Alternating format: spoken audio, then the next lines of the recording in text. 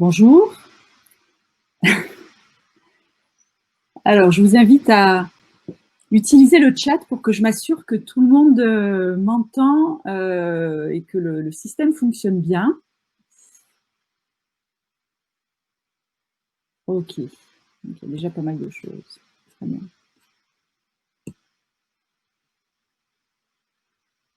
Ah ben c'est bien, il y a déjà des gens qui me disent d'où ils sont.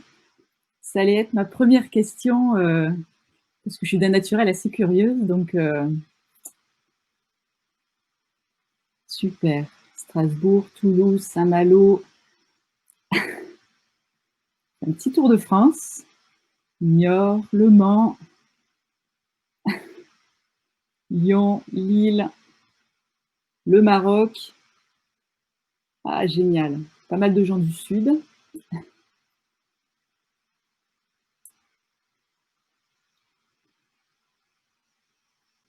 Alors, pour ceux qui sont déjà là, on va laisser le temps aux autres d'arriver. Voilà, je voulais vous demander un peu dans quelle humeur vous vous sentez à l'instant T. Moi, personnellement, je suis très enthousiaste et voilà, j'aborde ce webinaire avec beaucoup d'humilité aussi, parce que je vois qu'il y a beaucoup de monde. J'ai envie de savoir un peu dans quel état d'esprit vous aussi vous étiez. On continue, la curiosité, ça ne s'arrête jamais.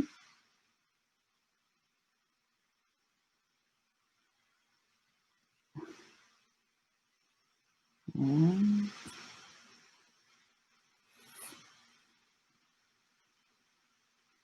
Okay. Alors, j'ai personne qui me donne son humeur. Est-ce que vous avez, du coup, ça me permet de m'assurer que vous entendez bien.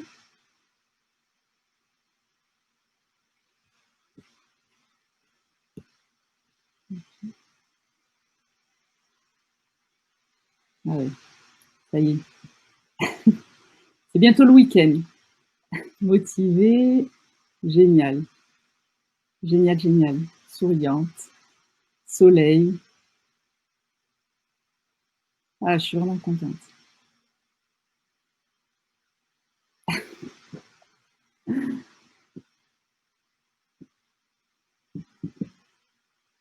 Comme un vendredi, on se demande toujours ce qu'il y a derrière cette jolie phrase, de la même façon qu'on se demande ce qu'il y a derrière un comme un lundi.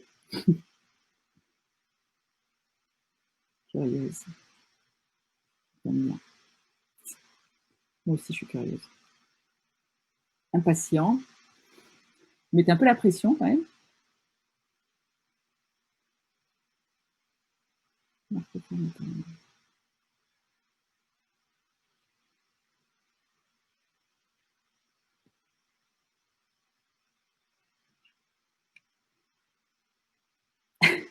Lever pour un premier webinaire à 5 heures du matin. Je vois qu'il y a une personne qui est motivée. Allez, il est un petit peu plus de 2 heures. Donc, je vous propose qu'on démarre. Donc voilà, je vous l'ai dit tout à l'heure. Donc moi, je suis vraiment ravie d'être avec vous pendant ces 45 prochaines minutes pour aborder et finalement échanger avec vous sur un sujet qui me tient tout particulièrement à cœur.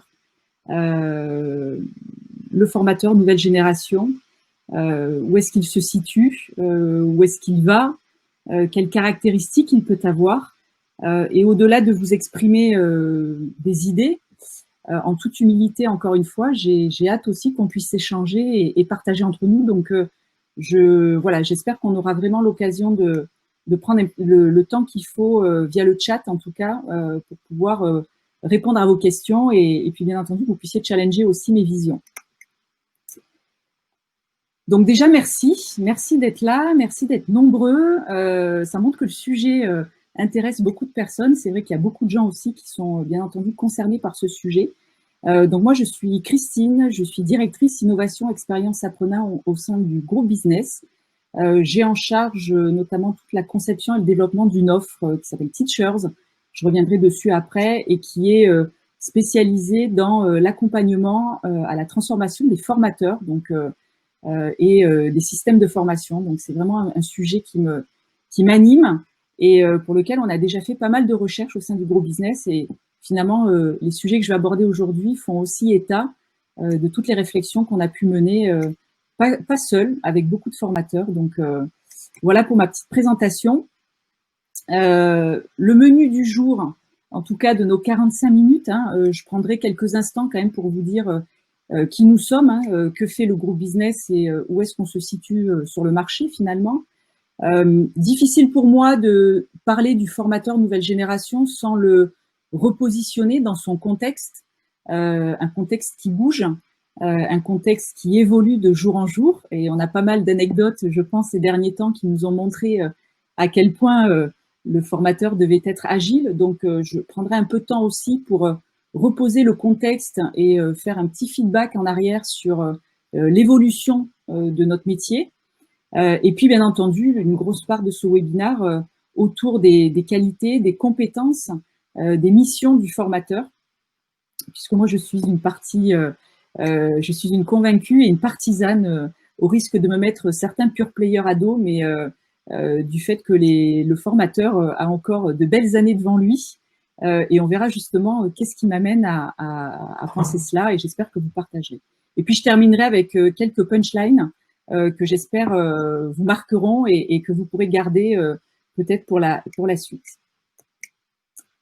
Alors, qui sommes-nous? Donc, moi, j'ai vraiment le plaisir d'intervenir pour le groupe business. Donc, moi, ça fait 5 ans aujourd'hui que je travaille au sein du groupe business, qui existe depuis 2007 et qui finalement est animé depuis cette date-là par une volonté qui est celle de dépoussiérer le monde de la formation. Donc, ça veut dire que chez nous, c'est l'innovation, la recherche à toute sa place. Et c'est vraiment une volonté qu'on a de pouvoir incarner et de pouvoir diffuser des idées de formation nouvelle génération. Alors, pour être un petit peu plus précise, donc le groupe business, c'est un groupe, donc un groupe qui est constitué de 5 entités, 5 marques. Chaque marque aujourd'hui commercialise une offre particulière et est ciblée sur un public particulier. Donc, il y a la marque Teachers que j'ai évoquée tout à l'heure, qui est plutôt orientée organisme de formation, cellules de formation ou services de formation et formateurs. Donc là, on travaille sur de la formation et de la transformation. On a la marque business, qui est celle par laquelle est né finalement le groupe business et qui nous permet de commercialiser auprès des entreprises qui nous font confiance des formations nouvelle génération en vente, management et relations clients. Nous avons notre usine digitale, Jump, puisque nous avons procédé à notre propre transformation numérique il y a maintenant bientôt 4 ans. Et nous avons donc fait le choix d'internaliser toute la production de nos propres contenus digitaux. Donc, c'est vraiment une force que nous avons, puisque nous pouvons aujourd'hui finalement innover de la façon avec laquelle on a envie de le faire. Ensuite, on a la marque On va se former, qui est une plateforme qui est dédiée au développement des soft skills, puisque là aussi, on affiche un parti pris assez fort qui est de dire qu'on peut se former aux soft skills par le digital. Donc ça, c'est quelque chose qui marche plutôt bien. Et puis, on a Stories. Stories, c'est une marque qui nous permet de commercialiser des outils nouvelle génération pour des publics d'organismes de formation et de formateurs. Et ça vise à permettre à chacun de se transformer et de procéder à sa propre révolution technologique grâce à des outils nouvelle génération qu'on met à disposition. Donc ensuite, on a un groupe, on est un petit peu plus de 50 collaborateurs. On travaille avec à peu près 80-95 formateurs freelance sur tous les domaines que je viens d'évoquer. Voilà pour notre présentation. Donc concernant le formateur nouvelle génération, c'est vrai, comme je l'ai dit en introduction, bien comprendre finalement où est-ce que nous nous situons aujourd'hui, bien comprendre le contexte dans lequel on évolue. Je pense que c'est un point de départ qui est nécessaire et indispensable, surtout que les choses, elles bougent vite. Et donc, je vous propose un petit retour en arrière sur 50 ans de transformation de notre métier. Donc, la frise que je vous présente, elle est issue en fait d'une étude que nous avons menée avec le cabinet Faber-Novel. Voilà, pour ceux qui sont intéressés, je pourrais leur envoyer en format PDF. C'est une étude projective et de prospective en fait sur tout notre secteur d'activité et qui permet vraiment de comprendre à quel point notre secteur d'activité s'est transformé et certainement continuera à se transformer. Donc, j'invite tous les curieux à me demander ce superbe document que je me ferai un plaisir d'envoyer. Donc, quelques instants juste pour donc repartir 50 ans en arrière. Donc déjà, ce qu'il faut savoir, c'est que c'est à partir de 1970, plus précisément 1971 d'ailleurs, avec la loi Delors, que finalement la formation devient un droit pour les salariés et un devoir pour les entreprises. Donc c'est une date qui est très importante dans notre secteur d'activité et qui marque le début de pas mal de choses. Entre les années 80 et 90, on a vu l'émergence des supports numériques avec notamment toute la démocratisation de la télé. Et donc, bien entendu, la formation a commencé aussi à être un petit peu impactée, mais en tout cas, le visuel, l'image a commencé à prendre beaucoup de place dans ces années-là. Entre 90 et 2000, donc là, on commence à avoir l'explosion d'Internet. Je pense que certains parmi vous s'en rappellent bien. Je ne vais pas rentrer dans le détail, je pense qu'on a tous des anecdotes assez croustillantes à ce sujet. Et puis, on a également l'explosion de la téléphonie, puisque tout le monde a commencé dans ces années-là à s'équiper d'un téléphone. Le smartphone est arrivé un petit peu plus tard, mais en tout cas, on a commencé à se rendre compte que le téléphone et Internet commençaient à avoir une place assez intéressante. Et c'est à ce moment-là que les premiers chercheurs ont commencé à s'interroger sur la façon avec laquelle tout cela pouvait impacter la numérisation de la formation. Entre les années, je regarde en même temps le chat pour m'assurer que tout va bien. Bon, je vois que j'ai oublié de présenter les personnes qui sont avec moi également. J'ai Pauline et Thomas qui essayent de répondre à vos questions en live, et Dany également. Donc voilà, j'espère que vous trouvez les réponses à vos questions, en tout cas en ce qui concerne la technique. Alors, je reprends mon fil. Donc, entre les années 2000 et 2010, donc là, on a vraiment eu l'explosion des formats vidéo. Donc, on a parlé tout à l'heure de la télé qui est arrivée dans les années 80. Tout s'est confirmé dans les années 2000 avec une démocratisation de la vidéo et puis l'émergence des réseaux sociaux plutôt aux alentours des années 2010. Et je citerai également l'année 2007 qui a été l'année de l'apparition du premier iPhone qui a quand même malgré tout bousculé nos façons de consommer et nos façons de communiquer. Et donc, voilà, donc tout cela, petit à petit, a fait apparaître des évolutions dans la façon qu'on pouvait avoir de se former. Et puis, il y a toute l'approche aussi réglementaire. Donc, à partir des années 2000, notre secteur d'activité s'est étoffé de certaines lois. Donc, il y a le DIF en 2004. Il y a d'autres lois. Il y a une loi en 2008 également sur le droit à la formation et qui s'imprégnait également de toute la partie sur l'employabilité et les carrières. Donc voilà, tous ces éléments-là sont des paramètres qui ont bousculé notre secteur d'activité. Et puis alors, à partir de 2010, tout s'accélère et je vais vous laisser imaginer tout ce qui pourrait arriver plus tard. Mais en tout cas, voilà, le début de l'intelligence artificielle, le big data, la réalité virtuelle, la vidéo qui s'accélère, le social learning, voilà, tous ces aspects-là. Et donc là, la formation devient véritablement beaucoup plus massive, beaucoup plus accessible, beaucoup plus digitale. Voilà, on commence vraiment à voir l'empreinte que le numérique va avoir sur notre métier. Dans cette frise, ce qu'il n'y a pas, c'est également tout ce que notre société finalement a vécu, des bouleversements sociétaux qui ont fortement modifié le profil de nos apprenants. Et pour moi, c'est important aussi de dire que finalement, la transformation de notre métier n'est pas due qu'au numérique, n'est pas due qu'au digital. Elle est aussi due finalement à l'évolution de l'homme, à l'évolution des modes de consommation. Et finalement, c'est un tout qui fait que notre métier, notre secteur d'activité est en train de devenir ce qu'il est aujourd'hui. Finalement, la synthèse qu'on a, que moi, le constat que je fais majeur par rapport à ça, c'est que finalement, notre monde s'accélère, la mutation s'accélère. Et dans la frise que je viens de vous présenter, ce qui est important de retenir selon moi, c'est que finalement, notre secteur a plus évolué ces 3 dernières années que durant les 30 années et les 30 années précédentes. Donc ça, je trouve que c'est un chiffre qui est quand même assez intéressant et je pense que rien n'est terminé par rapport à ça. Qu'est-ce qu'on peut dire des nouveaux besoins et des usages de la formation? Donc ça, c'est des enquêtes également qui ont été menées auprès d'apprenants. Il y a des choses, je pense, qui vous parlent, mais je trouvais que c'était quand même intéressant de se le redire. Donc déjà, Les besoins des apprenants aujourd'hui, ils se caractérisent en 4 items principaux. Le premier que je citerai, c'est le besoin de simplicité. Dans un monde où tout paraît complexe, c'est vrai que la formation doit permettre au contraire de simplifier le quotidien, de simplifier le travail des hommes et des femmes. Et donc, par rapport à ça, il y a ce besoin d'accessibilité facile, finalement, en tout lieu, à tout moment, vis-à-vis des apprenants. Le deuxième point que je trouve quand même intéressant de garder à l'esprit, c'est le besoin des apprenants d'être finalement considérés comme individus, comme individualité, et donc cette recherche de personnalisation d'un parcours de formation.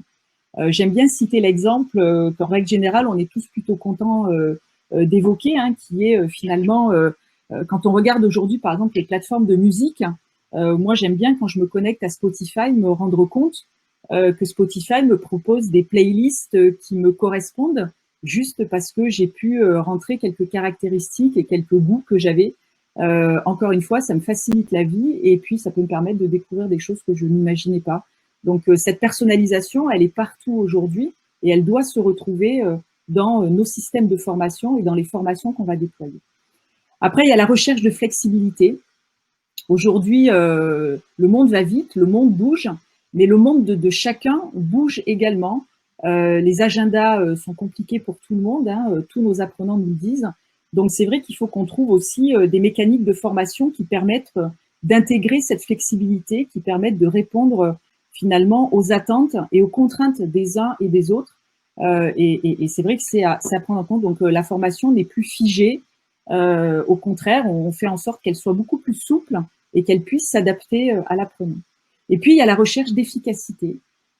Aujourd'hui, la formation n'est plus une récompense comme elle l'était à une époque. Elle est un investissement en argent, elle est un investissement en temps. Et c'est vrai que l'apprenant ou l'entreprise qui fait appel à nos services souhaite véritablement qu'il y ait un ROI, un retour sur investissement et une efficacité mesurée et mesurable de ces dispositifs. Donc ça, c'est 4 items quand même qui nous permettent aussi de comprendre dans quelle mesure, au-delà de l'impact du digital ou autre, nos systèmes de formation ont besoin de se développer. Du coup, moi, personnellement, et au sein du groupe business, c'est vrai qu'on est une unité qui partageons cette conviction que déjà, moi, j'appelle incertaine.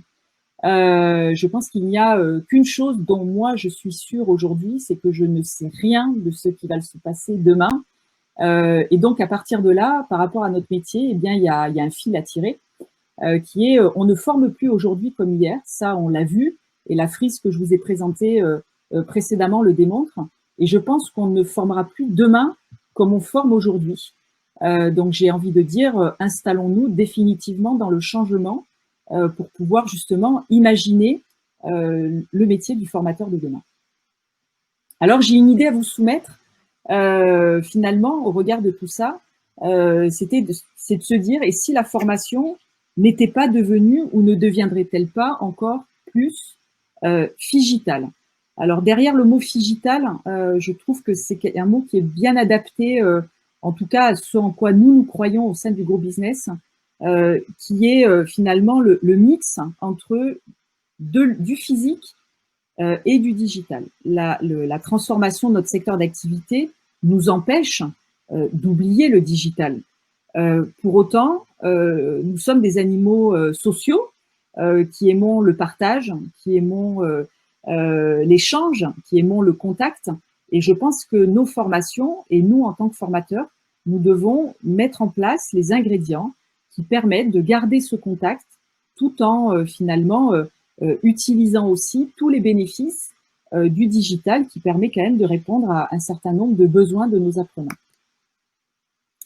Alors le formateur, dans tout ça, moi je l'ai dit tout à l'heure, hein, au risque de me mettre à dos les pure players du digital, je crois essentiellement à la place que le formateur peut ou doit avoir dans ce système, dans cette transformation, compte tenu de tous les éléments que je viens d'évoquer.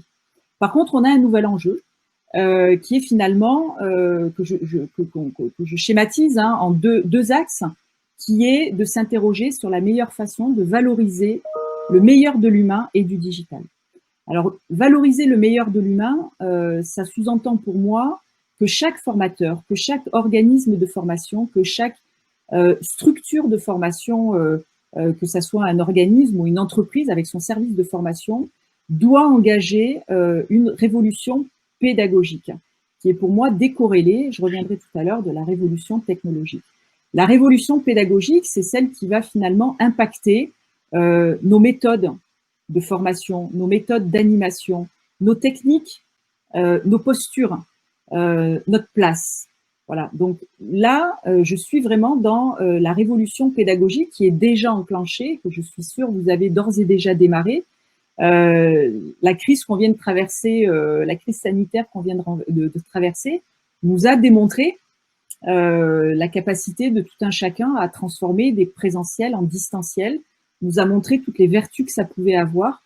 Et je pense véritablement qu'il faut qu'on capitalise sur ces aspects-là et qu'on voit comment on peut continuer finalement à profiter de tout ce qu'on a pu mettre en place. Donc la révolution pédagogique, elle est nécessaire et indispensable si on veut, selon moi, que le formateur garde toute sa place au cœur des systèmes de formation.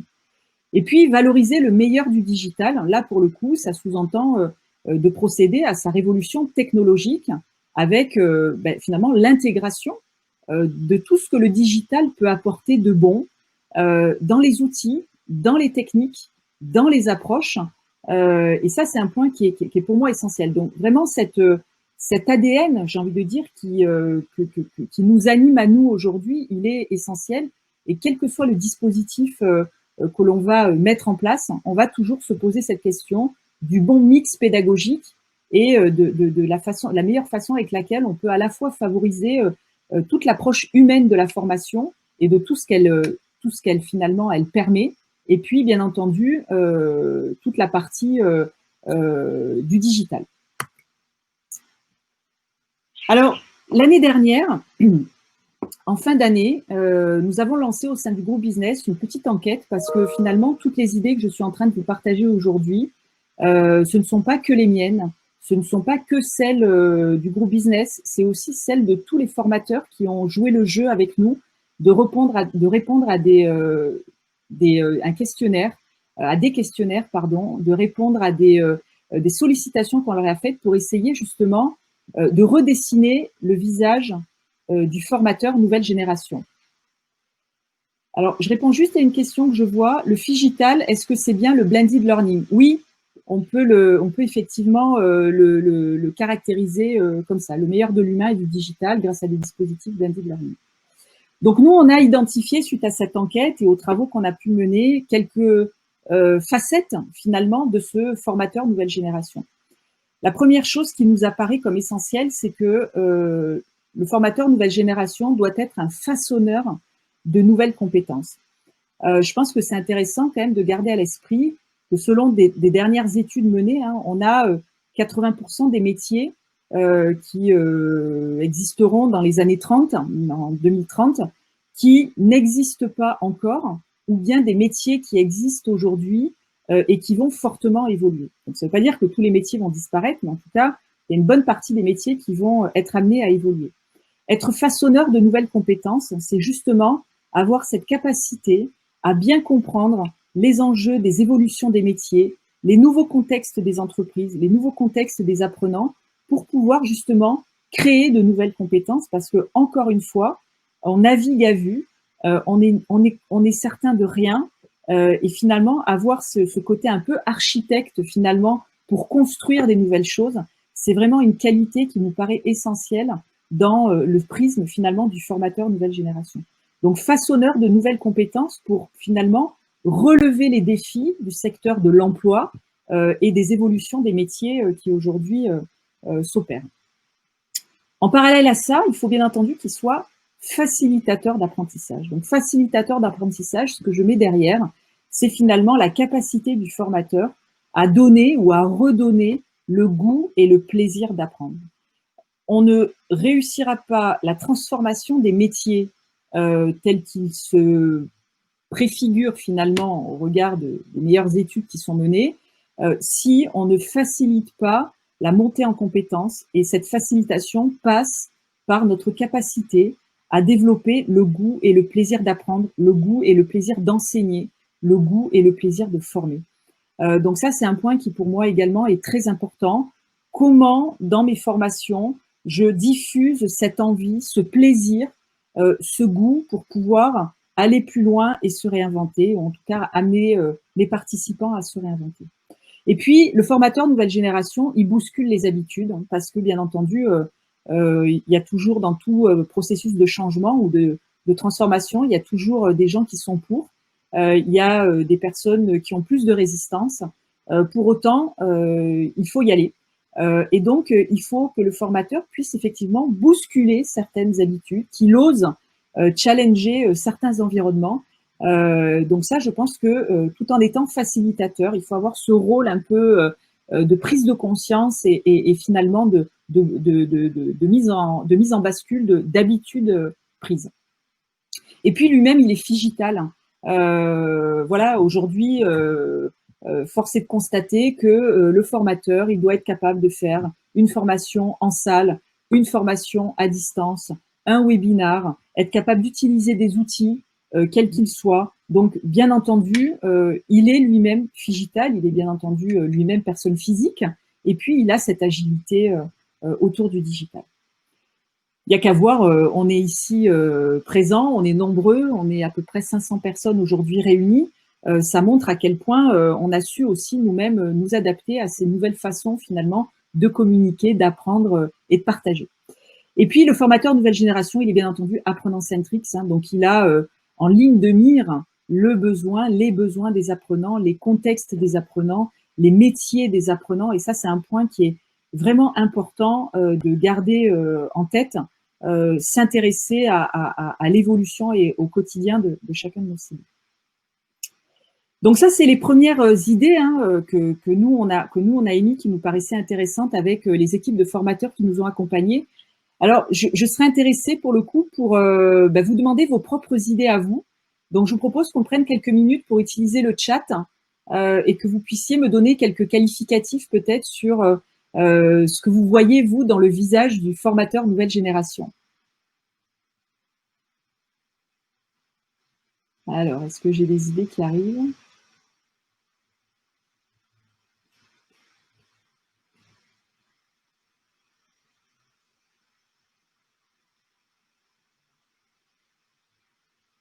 Non, j'ai rien. Agilité, pragmatique. Le formateur s'inquiète des apprenants. Non, s'intéresse aux apprenants. Ok, je vous enverrai l'étude. Il est congruent, disponible, réactif, adaptable, un animateur, accompagnant, à l'écoute. Donc, je vais garder sous tous ces items-là bien précieusement parce que ça va me permettre d'enrichir la palette d'items finalement sur lesquels moi j'ai travaillé. Adaptable, bien sûr. Tuteur, coach, innovateur, autodidacte. Pourquoi pas, bien entendu. Polyvalent, participatif, guide, créatif. Ok, super. Bon, j'espère que vous partagez en tout cas les points que je viens d'évoquer. Ce que je vois de ce que vous évoquez, hein, c'est qu'effectivement, il y a pas mal de choses qui se recoupent, puisqu'effectivement, hein, pour être finalement façonneur et facilitateur, il faut être capable de proposer tout ce que vous évoquez. Alors, je vois un terme là qui effectivement est très intéressant, il est disrupteur. Oui, c'est vrai qu'on a des publics hein, qui aiment être surpris. Et la surprise est une émotion qui est intéressante de prendre en considération aussi dans un dispositif de formation. Donc, merci, j'adhère aussi au côté disruptif et novateur que doit avoir le formateur. Ok, c'est super. Merci en tout cas. Ça me permet d'enchaîner. Ouvert à la critique aussi, bien entendu. Comme je l'ai dit personnellement, on est sûr de rien. On a tout à réinventer, on a tout à écrire. Et je pense que l'humilité est une belle qualité aussi que le formateur doit avoir pour pouvoir réussir à relever ces défis. Voilà. Donc, je pense que il faut être à l'écoute aussi des feedbacks, qu'ils soient positifs ou plus critiques. Alors, suite à ces différentes enquêtes que nous, on a menées et ces différents sondages finalement qu'on a menés et les études sur lesquelles on a travaillé, donc au sein du groupe business, on a voulu mettre à plat un peu les compétences clés qui nous paraissent intéressantes d'explorer avec les formateurs et avec les organismes de formation. Et finalement, quand on recoupe par bloc de compétences toutes les compétences ou les qualités que également vous évoquez sur le chat, on a identifié six items majeurs que je vous soumets et sur lesquels je vous propose après, bien entendu, qu'on échange. Juste pour votre info, donc ces 6 items au sein du groupe business, ils font l'objet, par le biais de la marque Teachers, de parcours de formation blended learning qui nous permettent de travailler avec l'ensemble des formateurs qui le souhaitent ou avec les structures de formation qui le souhaitent, l'ensemble des compétences que je vais vous présenter là et sur lesquelles on débattra après. Donc, un premier point qui nous paraît pour nous assez intéressant au regard de tout ce qu'on vient de se dire en termes de compétences clés du formateur, c'est la capacité du formateur à créer des dispositifs blended learning. Donc, on revient avec cette idée effectivement de Figital. Aujourd'hui, la formation ne doit pas être que physique, ne doit pas être que digitale. En tout cas, c'est les partis pris que moi je défends et que je vous soumets. Elle doit être blended. Créer des dispositifs blended learning, c'est un certain savoir-faire. Ça ne ressemble pas à faire des formations que présentielles. C'est ce côté justement figital, architecte, qu'il faut être capable d'avoir. Et aujourd'hui, c'est vrai que j'ai quand même du mal à imaginer, comme à une certaine époque, qu'un formateur, demain, puisse n'être que formateur et pas concepteur. C'est vrai que moi, aujourd'hui, quand je travaille avec des formateurs au sein du groupe business, je cherche des formateurs, parmi les 95 notamment que j'ai dit qu'on avait, avec lesquels on travaillait chez Business. C'est vrai qu'ils ont tous quasiment cette capacité à concevoir, à imaginer, à penser et à créer. Et je pense que c'est aussi ça qui fait la force d'un formateur, c'est d'être capable de comprendre finalement le chemin de sa formation dès l'instant où il y a contribué. Donc, la capacité à créer des dispositifs blended learning et à savoir quel est le meilleur moment pour mettre du digital, du présentiel, du distanciel et comment finalement je vais harmoniser, comment je vais faire converger ces différents outils de formation pour en faire finalement une expérience apprenant qui réponde aux besoins de mon public. Le deuxième item que je trouve intéressant en termes de compétences en tout cas, c'est la capacité du formateur à concevoir et à utiliser des contenus et des outils digitaux. On l'a dit tout à l'heure, on ne peut pas passer à côté du digital. Et c'est vrai que la capacité déjà, à utiliser des outils digitaux, quels qu'ils soient des outils collaboratifs ou qu'ils soient des outils de gamification ou des outils de learning type MOOC ou autre, le formateur doit être capable d'utiliser ces outils et même d'en créer et d'en concevoir les contenus. Alors, je suis pas en train de dire par contre, parce que c'est souvent une question que j'ai, je suis pas en train de dire que le formateur doit se transformer en codeur ou développeur ou web designer. Non, ça c'est un autre métier. Par contre, être capable d'écrire un script vidéo, un script de podcast, un contenu de MOOC, un contenu de mini-game si je souhaite gamifier ma formation, ça c'est pour moi un point qui est quand même important de façon à ce qu'également les formateurs restent autonomes dans la conception de leurs outils et ne soient pas toujours tributaires d'externaliser ou d'acheter des outils conçus par d'autres. Le troisième bloc de compétences que moi je trouve intéressant de développer, c'est la capacité du formateur à faire vivre des expériences FNG. Donc FNG, ça veut dire formation nouvelle génération. Donc c'est notre concept. Donc faire vivre des expériences FNG, ben, ça veut dire la capacité à, lorsque je suis en distanciel ou lorsque je suis en présentiel, incarner finalement ce formateur nouvelle génération avec toutes les qualités que vous avez évoquées tout à l'heure dans le chat, cette agilité, cette proximité avec les gens, cette qualité d'écoute, ce côté fun aussi. Les gens ont envie de prendre du plaisir quand ils se forment. Il faut être capable de le diffuser. Cette posture de coach, cette posture de mentor. Voilà, donc toutes ces qualités finalement que vous avez évoquées dans le chat, ben, ça s'apprend, ça s'improvise pas, ça se développe, ça s'anime. Et ça, pour moi, c'est un point, bien entendu, qu'il est important, après, bien entendu, avoir balayé les compétences liées finalement à toute la partie design et conception pédagogique. Troisième volet qui aujourd'hui est un volet qui a toute sa place dans la formation et les dispositifs de formation, c'est l'accompagnement en situation de travail. Donc c'est quelque chose qu'aujourd'hui les entreprises plébiscitent, que les apprenants ont à cœur, hein, à cœur de suivre. Donc c'est vrai qu'accompagner en situation de travail aujourd'hui, c'est un point qu'un formateur peut être amené à faire dans un dispositif blended learning. Donc quand je crée mon dispositif blended learning, je peux à la fois être amené à créer du digital, donc un MOOC en amont ou une vidéo learning. Je peux être amené ensuite à animer une webinar pour présenter un sujet à mes apprenants, puis faire un module en présentiel sur du training, par exemple, pour pouvoir travailler sur les postures et les appropriations de comportement. Et puis, in fine, je peux très bien être amené à aller sur le poste ou à côté de mon apprenant, à son poste de travail, pour continuer à l'accompagner au plus près de sa réalité et au plus près de son quotidien. Ça, c'est une facette qui est complètement différente de celle de la capacité à intervenir en salle ou en classe virtuelle. On peut avoir un formateur excellent dans une salle qui ne se sentira peut-être pas à l'aise au poste de travail, parce que quand on est proche d'un poste de travail, on est aussi confronté à l'inconnu, parce qu'on ne connaît pas forcément le quotidien de son apprenant. Et donc, il faut avoir cette agilité à comprendre intégralement le contexte et le métier finalement de notre apprenant.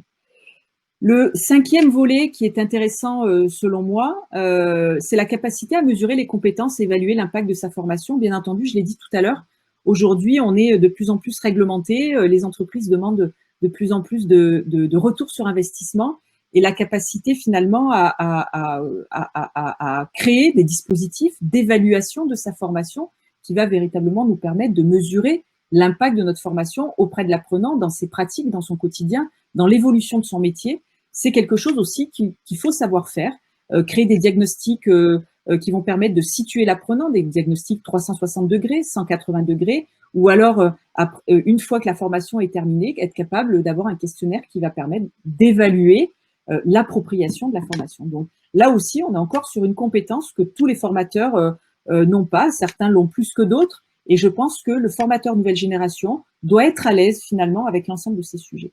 Et puis le dernier point que moi je trouve très intéressant, et notamment quand je regarde l'activité des réseaux sociaux, c'est que finalement le formateur est devenu j'ai dit tout à l'heure que c'est un animal social, c'est également un animal sociétal qui doit être capable de promouvoir, qui est capable de se mettre en scène sur les réseaux sociaux, dans un salon, de pitcher son offre, de pitcher sa solution, des partis pris, des convictions. Et ça, c'est vrai que c'est quelque chose aussi qui est important. Moi, j'ai souvent, j'ai parfois vu des formateurs, des excellents formateurs, ne pas être à l'aise face à un client au moment d'une soutenance ou au moment d'un rendez-vous client, parce que déjà, ça fait pas appel au même fonctionnement dans notre cerveau, hein, entre les qualités d'un commercial, entre guillemets, et les qualités pédagogiques que peut avoir un formateur. Ça fait pas appel aux mêmes réflexes, ça fait pas appel à la même façon d'agir. Mais aujourd'hui, c'est vrai que le formateur doit être capable de se démarquer, doit être capable de promouvoir ce qu'il fait, d'expliquer ce qu'il fait, de donner envie aux gens finalement d'adhérer. Et je ne parle pas que des formateurs freelance par rapport à ça, je parle également des formateurs au sein même d'une entreprise qui peuvent être amenés à expliquer à des directions en transverse ce en quoi consiste leur métier, ce en quoi consiste la formation à laquelle ils vont embarquer des apprenants. Donc voilà, donc tout ça, c'est des compétences que moi que nous on a travaillé au sein du groupe business, qui nous ont paru en tout cas importantes pour remettre un peu de perspective dans ce monde qui bouge et dans ce métier finalement où chacun peut parfois se dire mais finalement c'est quoi mon métier de demain. Voilà, moi j'ai essayé au travers des études qu'on a menées de cartographier des choses de façon à ce qu'également chacun puisse se situer. On n'aura pas le temps de le faire là, mais ça serait intéressant de s'interroger sur une échelle de 1 à 10 parmi vous, finalement, où est-ce que vous vous situez sur ces 6 curseurs. Et je suis sûre que demain, il y en aura peut-être 2 de plus, et puis 2 de plus, et puis 2 de plus, parce que, encore une fois, on ne sait pas ce que nous présage l'avenir, et on ne sait pas encore exactement tout ce que nous aurons à faire dans notre métier. Mais je pense que déjà, si on coche ces cases-là, on est pas mal. Donc ça, nous, personnellement, c'est quelque chose qu'on travaille avec les formateurs qui souhaitent se développer sur ces items-là, avec notamment des parcours de formation, avec des outils mis à disposition pour pouvoir justement faire en sorte que chaque formateur, chaque organisme de formation puisse être finalement agile et autonome sur ces items-là. Je terminerai avec quelques punchlines qui reprennent finalement en synthèse tout ce que je viens d'évoquer et qui permettraient finalement de garder à l'esprit ce qui pourrait demain nous animer dans nos qualités de formateurs nouvelle génération.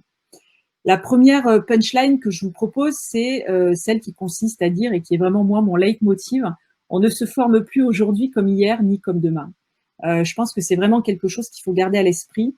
Il y a heureusement plein de gens qui font plein de recherches sur notre métier, sur l'environnement dans lequel on évolue. Et c'est vrai que jour après jour, on se rend compte qu'il y a plein de belles idées, il y a plein de nouveautés qui impactent notre secteur d'activité. Et je pense qu'il faut rester très ouvert par rapport à tout ça. Et le partage qu'on peut avoir entre nous est nécessaire et indispensable pour construire finalement pas mal de choses. La deuxième punchline, c'est le fait de rester apprenant-centric. Donc ça, c'est un point qui est, voilà, je pense qu'en restant focus sur les besoins de nos apprenants, sur l'évolution de leur contexte et leur métier, ça nous permettra du coup de comprendre dans quelle mesure on doit faire évoluer nos parcours de formation, nos approches de formation, parce que finalement, tout vient de là. Et quand on reprend la timeline où on se projette 50 ans en arrière, et quand on reprend finalement toutes les évolutions sociétales qu'on a vécues, ben finalement, quand on reste focus sur les besoins et les profils des apprenants, on arrive bien souvent à comprendre comment est-ce qu'on doit construire nos formations. La troisième punchline, le digital ok, mais le digital c'est mieux, donc ça c'est très très personnel. Je suis ravie d'être avec vous aujourd'hui. Je pense que dans l'assemblée, j'ai pas vu, mais il doit y avoir des profils très différents. Je suis quasiment convaincue qu'il y a beaucoup de formateurs. Je trouve on exerce un métier qui est juste fabuleux. Quand on me demande le métier que je pratique, je dis souvent que je suis une faiseuse de bien, parce que la formation, c'est avant tout pour faire du bien aux gens. On fait du bien comment? Eh bien, on fait du bien en boostant les carrières, en développant l'employabilité, en faisant monter en compétences, en donnant du plaisir. Donc finalement, quand on aborde la formation sous cet angle-là, bien sûr que l'humain doit rester présent, bien sûr que le contact physique, puisque nous sommes des animaux sociaux, doit rester présent. Donc oui, pour moi, le digital, c'est génial, et le digital, c'est encore mieux. Et puis la quatrième punchline, des actions orientées ROI, parce que nos clients, parce que nos apprenants veulent des résultats mesurables, tangibles, et on doit être capable d'aller mesurer véritablement ce qu'on peut apporter aux gens. Du coup, par rapport à ça, juste une dernière slide. Alors, stay useful. Pourquoi stay useful? Donc, useful, en fait, ça veut dire être utile. Et donc, justement, Business a développé ces derniers mois une plateforme qui permet justement de mettre à disposition un ensemble d'offres de formation et de parcours de formation et d'offres de services et de solutions, notamment sur tous les aspects de digitalisation, pour rester utile aux entreprises et utile aux apprenants. Et finalement, tout ce que je viens d'évoquer par rapport au profil du formateur nouvelle génération, ben, c'est une façon aussi pour le formateur de rester utile, de garder sa place et du coup de rester connecté avec ses apprenants et avec son public. Donc, je vous invite à aller voir notre plateforme et vous verrez l'intégralité de notre offre, de nos parcours et également de tout ce qu'on peut proposer sur les différents sujets que j'ai évoqués. Voilà, donc j'arrive à la fin de ma présentation. Donc, je vous propose du coup de procéder aux questions-réponses. Donc, je vous invite à poser vos questions dans le chat. Alors, j'ai quelques questions. Alors, il y en a beaucoup. Je ne suis pas sûre que je puisse répondre à tout. Alors, cela s'appelle également du blended learning. Tout à fait. Donc, Figital, c'est blended learning. Oui. Moi, je crois que c'est l'apprenant qui est au cœur de son dispositif. Le formateur est au service de l'apprenant. Ah oui, j'aime beaucoup cette idée avec l'idée d'apprenant, auteur et acteur, absolument. Et le formateur est finalement ce fameux facilitateur de l'apprentissage qu'on a évoqué. Mais oui, bien entendu, je pense qu'on partage la même idée de la place et du rôle que l'apprenant doit avoir. Le distanciel ne fera pas tout pour former des opérationnels. Absolument. Je partage, donc d'où la formation Figital avec le présentiel qui a toujours sa place, mais un présentiel peut-être réinventé, une formation en situation de travail aussi réinventer. C'est vrai que les métiers opérationnels, les métiers manuels vont nécessiter aussi la présence sur le terrain. Raisonner par mission, pas seulement par compétence, permet de faire évoluer les postes et les référentiels. Alors là, j'ai pas tout compris. Raisonner par mission, pas seulement par compétence. Oui, alors effectivement, vous avez raison. On aurait pu non pas aborder le sujet par l'angle de la compétence, mais plus par l'angle de la mission. C'est un parti pris, moi, que j'ai eu dans cette présentation, mais finalement, on pourrait imaginer une suite à cet webinaire qui pourrait reboucler avec les missions et je dirais même les missions et les qualités finalement nécessaires aux formateurs nouvelle génération qu'on a évoquées assez rapidement. Mais bien entendu, les missions évoluent, même si la mission principale d'un formateur reste toujours malgré tout la montée en compétences et l'apprentissage de ses apprenants. Alors, je me sens fille, mais pas gitale. C'est pas grave, docteur. Donc, je suis pas docteur. Non, c'est pas grave, ça se soigne. Voilà, donc je pense qu'après, c'est à chacun de se positionner dans le schéma. Aujourd'hui, on peut peut-être pas être tout, mais en tout cas, se projeter vers ce vers quoi on a envie de tendre, c'est peut-être aussi cet aspect-là qu'il faut s'interroger. Qu'est-ce qu'on a envie de faire finalement dans notre métier? Qu'est-ce qu'on n'a pas envie de faire? Parce que c'est important aussi qu'on garde le plaisir dans ce qu'on fait. Et puis, quel va être le marché finalement pour se positionner. Mais non, c'est pas grave de ne pas être encore gital. L'apprenant lui aussi doit être digital. C'est une barrière parfois difficile à passer pour certains publics. Comment ne pas les laisser sur le bord de la route? Oui, alors effectivement, je partage totalement votre point de vue. C'est vrai que parfois il y a un écart entre ce que nous on aimerait faire en tant que professionnel de la formation et ce qu'on retrouve en fait au sein des entreprises avec des apprenants effectivement qui ne sont pas forcément digitaux, soit parce que ils n'ont pas envie, mais aussi parce qu'ils n'ont pas toujours eu les moyens de le faire.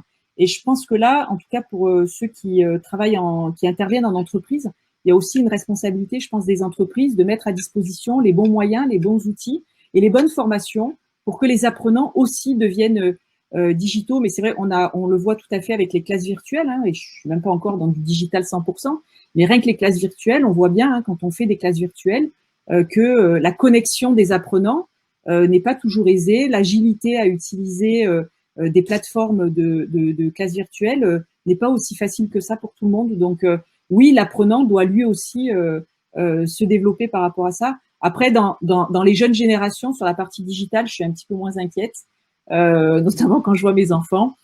Je me dis que le digital ne devrait pas trop leur poser de problèmes dans les prochaines années. La question, c'est plus de savoir comment est-ce qu'ils apprennent à s'en servir de façon intelligente et utile. Alors, et le rôle des managers qui devraient être nos relais?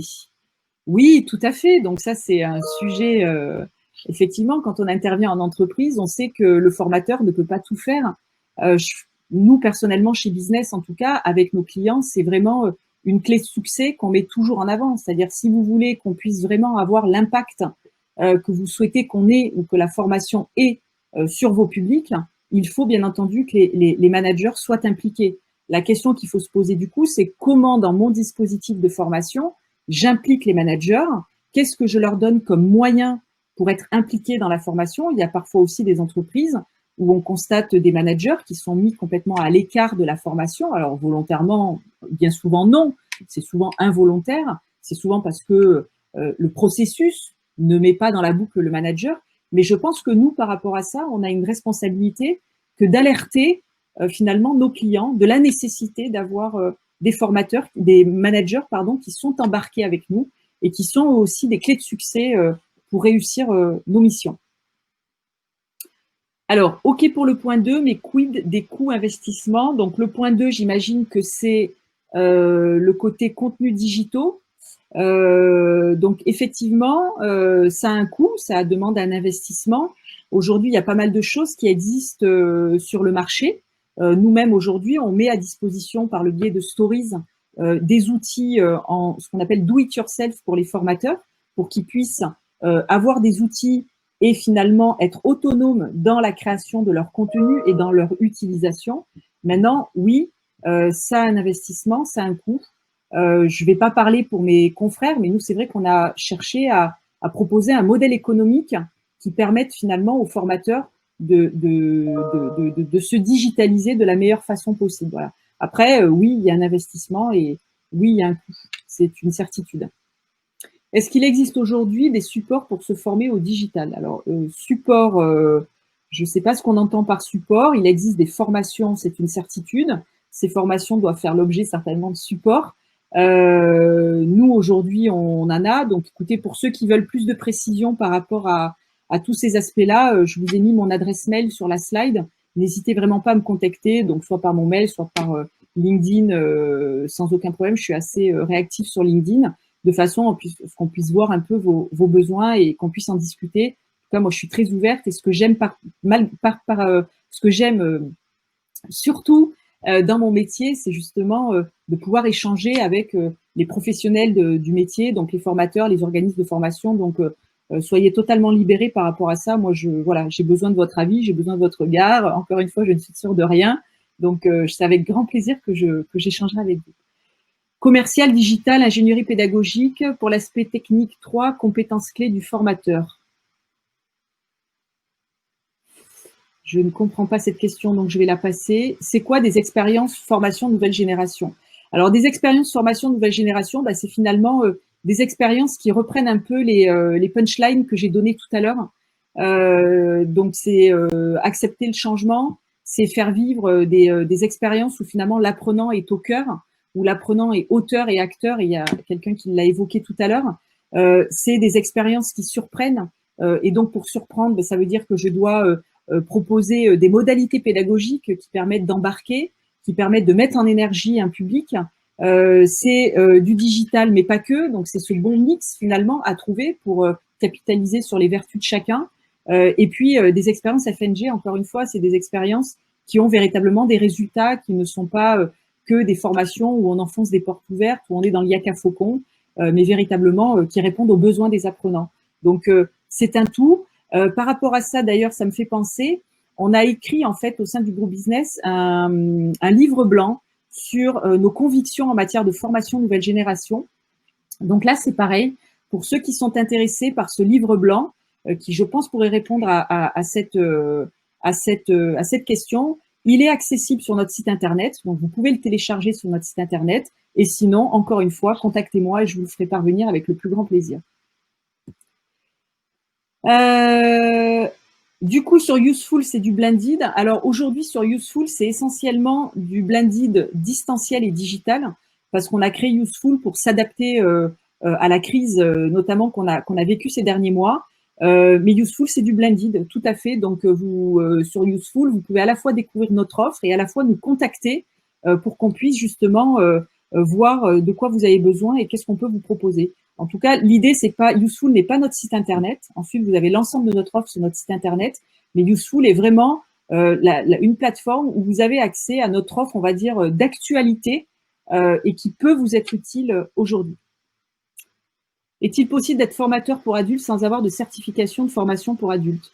Alors ça, c'est des partis pris qu'on peut avoir. Aujourd'hui, le métier de la formation, il se réglemente beaucoup. De plus en plus d'entreprises demandent des certificats, des labellisations, des preuves finalement. Moi, je pense qu'on peut être un excellent formateur sans avoir un titre, et ça n'engage que moi. Après, la certification, elle a cette vertu de quand même structurer, formaliser, et elle a quand même cette vertu normalement de prouver qu'on est rentré dans un dispositif de formation et qu'on a réussi finalement la formation qu'on a eue. Et moi, je vois beaucoup de formateurs aujourd'hui qui sont plutôt autodidactes, qui ont appris leur métier par passion, par expérience, et qui sont d'excellents formateurs. Voilà. Et à l'inverse, peut-être des formateurs qui ont eu beaucoup de labellisation et de certification et qui sont peut-être moins à l'aise sur certains sujets. Est-ce que vous recrutez? Tout à fait, on recrute. Donc, n'hésitez pas à me contacter. Pourriez-vous donner une ou deux phrases vraiment les différences entre l'ancien formateur et le nouveau formateur? Alors, moi, j'en donnerai une. C'est que pour moi, l'ancien formateur, pour moi, il ne cochait pas toutes les cases que je viens d'évoquer.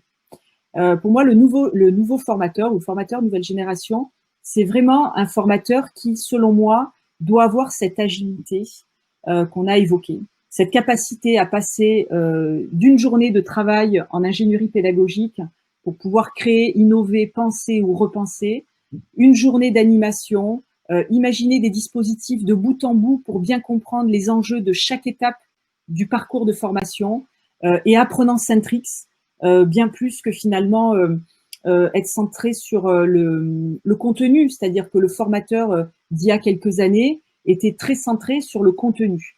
Moi, ça fait 14 ans que je suis dans le métier. C'est vrai que j'ai pratiqué beaucoup sur le terrain et c'est vrai que au tout début, hein, je me posais plus, en toute humilité, je me posais beaucoup plus la question de qu'est-ce que j'ai envie d'apprendre ou de faire apprendre à mes publics avant même de me poser la question comment est-ce que je peux finalement répondre à leurs besoins et leur proposer une expérience apprenante qui réponde à ce qu'ils attendent. Et je pense que le formateur nouvelle génération, il doit être beaucoup moins focalisé sur son propre contenu et beaucoup plus sur les besoins des apprenants. Et pour cela, il pourrait répondre, être capable d'avoir les agilités dont j'ai parlé. Je vous envoie ma candidature. OK, avec plaisir. Quelle limite pour le blended dans le cadre des acquisitions de gestes techniques? Alors, oui, l'acquisition de gestes techniques ou de gestes métiers, là, encore une fois, tout doit se réfléchir. Le digital peut permettre véritablement de transmettre du savoir, de transmettre des connaissances. Donc, on peut très bien imaginer dans un dispositif que je diffuse par le biais d'une vidéo, d'un MOOC ou d'un podcast des bonnes pratiques, des concepts, des conseils, des trucs et des astuces. Par contre, l'acquisition véritable de gestes métiers, de gestes techniques, selon moi, doit s'opérer soit au travers de dispositifs de formation plutôt orientés training, soit la formation en situation de travail. Donc pour moi, c'est vraiment justement toute cette réflexion qu'on doit avoir tous ensemble sur qu'est-ce que j'utilise comme modalité pédagogique, avec quel objectif et à quel moment de mon parcours, parce que pour moi, il n'y a pas tout blended, ou il n'y a pas tout digital, ou il n'y a pas tout présentiel. Il y a une palette de modalités pédagogiques qui s'offrent à nous aujourd'hui et qui doivent être finalement articulées pour pouvoir véritablement proposer des expériences apprenantes. L'acquisition de gestes techniques, de gestes métiers, c'est vrai que la réalité virtuelle, par exemple, peut tout à fait répondre. Mais la réalité virtuelle, elle est intéressante quand elle est pratiquée avec un formateur à côté qui va nous projeter finalement dans un monde virtuel et qui derrière va pouvoir nous débriefer de ce qu'on a fait, de la façon avec laquelle on l'a fait et pouvoir nous faire monter en compétences comme cela. Donc voilà, moi, j'ai envie de dire, quelle limite pour le blended dès l'instant que je suis dans le blended, je vous dirais, il n'y a pas de limite. Dès l'instant où le blended, il est articulé avec sens et pour bien répondre à chaque besoin de l'apprenant. Mais encore une fois, et je terminerai peut-être avec ça, puisqu'il est 14h57, finalement, aujourd'hui, le digital est une opportunité qui s'offre à nous d'étoffer notre palette de moyens pédagogiques et de moyens de formation. Quand je dis le figital, oui, mais pas que, ça fait écho au fait qu'il est important de savoir exactement à quel moment il est bon de l'utiliser et à quel moment il faut utiliser autre chose. Donc, je pense qu'on a vraiment ces questions à se poser à chaque moment clé. Et puis, le présentiel, ou le distanciel, on va dire le physique en tout cas, pour moi, il garde sa place parce que, encore une fois, nous sommes des animaux sociaux qui avons besoin de partage. Et d'ailleurs, pour terminer, je vous dirais que c'est très frustrant, en fait, de vous parler depuis 1 heure sans avoir vu vos visages, vos émotions, vos réactions, vos regards.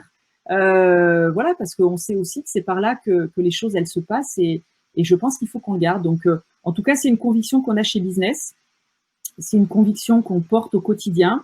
Et on essaye en tout cas de se donner les moyens de faire vivre cela au quotidien chez nos clients, avec nos partenaires, avec nos formateurs et les organismes de formation qui nous confient finalement l'accompagnement qu'on peut leur proposer pour leur permettre de se transformer et de répondre encore mieux aux enjeux de notre marché.